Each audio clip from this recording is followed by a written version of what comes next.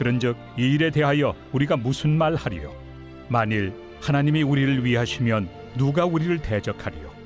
자기 아들을 아끼지 아니하시고 우리 모든 사람을 위하여 내주시니가 어찌 그 아들과 함께 모든 것을 우리에게 주시지 아니하겠느냐? 누가 능히 하나님께서 택하신 자들을 고발하리요? 의롭다 하신 이는 하나님이시니 누가 정죄하리요? 죽으실 뿐 아니라 다시 살아나신 이는 그리스도 예수시니 그는 하나님 우편에 계신 자요 우리를 위하여 간구하시는 자시니라. 누가 우리를 그리스도의 사랑에서 끊으리요? 환난이나 곤고나 박해나 기근이나 적신이나 위험이나 칼이랴. 기록된 바 우리가 종일 주를 위하여 죽임을 당하게 되며 도살당할 양같이 여김을 받았나이다 함과 같으니라. 그러나 이 모든 일에 우리를 사랑하시는 이로 말미암아 우리가 넉넉히 이기느니라. 내가 확신하노니 사망이나 생명이나 천사들이나 권세자들이나 현재 일이나 장래 일이나 능력이나 높음이나 깊음이나 다른 어떤 피조물이라도 우리를 우리 주 그리스도 예수 안에 있는 하나님의 사랑에서 끊을 수 없으리라.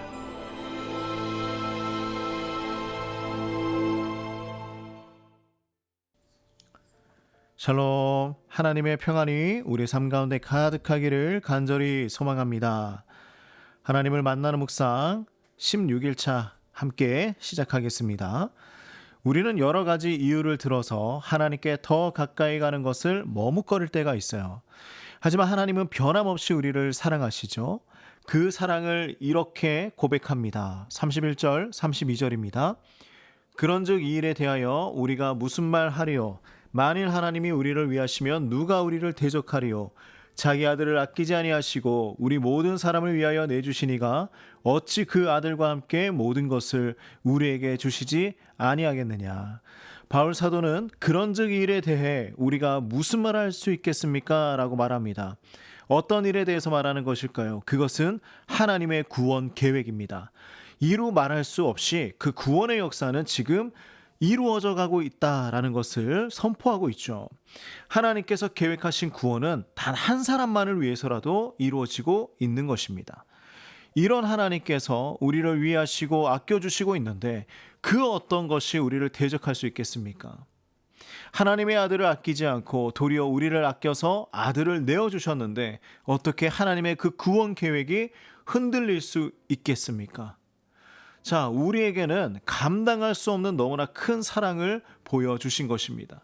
이런 하나님의 자녀인 우리를 넘어지게 할 존재가 없다라는 것이죠. 이것은 우리가 두려워서가 아닙니다. 하나님께 도전할 수 있는 존재가 없기 때문이죠. 모든 것을 아끼지 않고 모든 것을 주시는 하나님이 계시는데 우리 다른 곳에서 이 도움을 구하는 어리석음을 범하지 않길 간절히 소망합니다. 비록 어렵고 고난이 있다고 해도 우리는 하나님께 더 나아가기 위해서 힘을 다해 나아가야 합니다. 우리가 현재를 극복하며 나아갈 수 있도록 하나님은 이렇게 큰 사랑을 우리에게 보여주신 것이죠. 자, 바울 사도는 그 사랑이 얼마나 놀라운 사랑인지 더 자세히 설명을 해주고 있는데요. 자, 33, 34절입니다.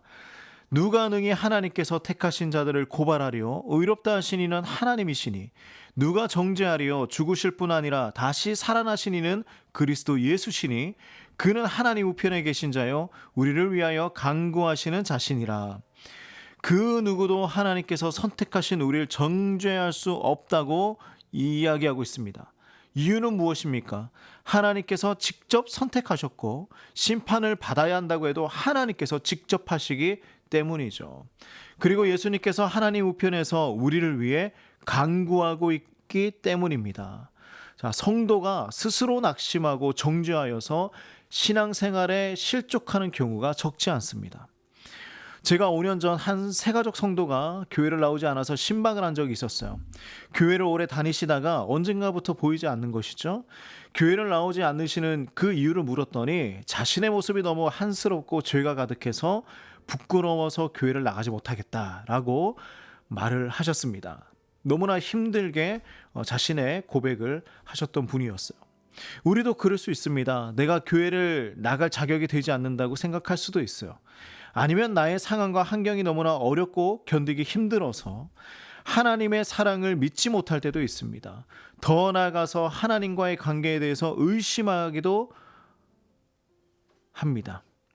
자, 하나님께서 나를 인정하셨는데 나 스스로 인정을 못할 때도 있죠. 주님께서 나의 죄 문제를 해결해 주셨는데도 그 죄에 얽매여 살아갈 때도 있습니다. 하지만 우리는 낙심할 필요가 없어요. 우리의 마음을 흔들고 하나님과의 관계를 멀어지게 하는 것은 하나님의 뜻이 아닙니다. 주님과 우리와의 관계는 이렇습니다. 우리 37절에서 39절 같이 볼까요? 그러나 이 모든 일에 우리를 사랑하시는 이로 말미암아 우리가 넉넉히 이기느니라. 내가 확신하노니 사망이나 생명이나 천사들이나 권세자들이나 현재일이나 장래일이나 능력이나 높음이나 깊음이나 다른 어떤 피조물이라도 우리를 우리 주 그리스도 예수 안에 있는 하나님의 사랑에서 끊을 수 없으리라.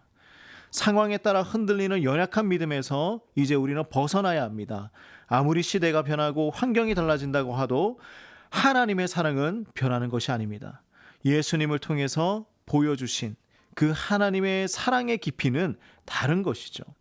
그러므로 우리 모두 하나님 안에서 안심하며 하나님 붙들고 살아가시길 간절히 소망합니다. 우리 말씀을 기억하며 하나님께 기도하는 시간을 갖도록 하겠습니다.